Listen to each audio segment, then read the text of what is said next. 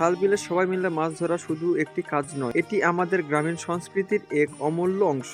একসঙ্গে জাল ফেলে পানিতে নেমে হাঁস মুরগির ডাক শুনে শুনে মাছ ধরা, আর শেষ পর্যন্ত পুঁটি, ট্যাংরা কিংবা বোয়াল মাছ, শোল মাছ তুলে আনন্দে আত্মহারা এক অন্যরকম অনুভূতি।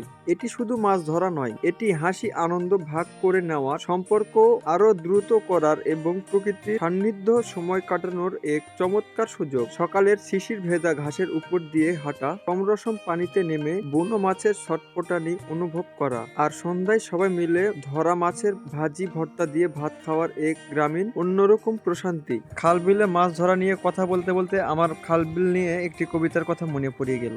পানি যখন নামে খালে, মাছ ধরি সব জাল ফেলে, সাথে থাকে হাসি গান, মন ভরে যায় সারাদিন।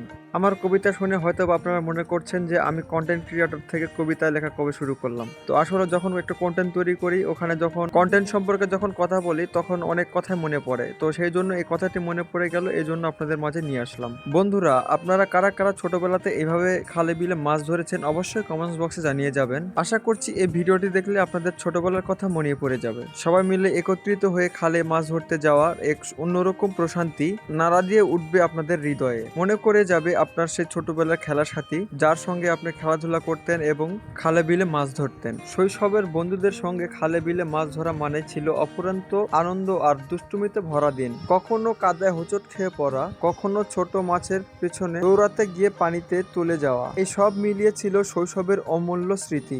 বড় শীতে বড় মাছ উঠিলে উল্লাস, কেউ যদি ছোট মাছ ধরে তার কপালে ঠাট্টা তামাশা ছিল অবধারিত।